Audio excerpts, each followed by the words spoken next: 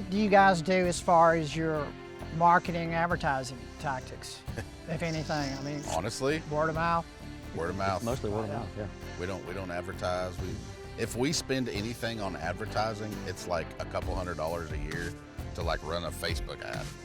Yeah, something like that. Other than Like, that, it's not a whole lot. We ask our students. We do what's called a AAR, or an after action report, at the end of the class, and we go through and we ask the students, what they liked, what they disliked about the class, and then Good feedback. right. And we actually we change the class. we will change the class, and the class is what it is today because we actually listen to our customers.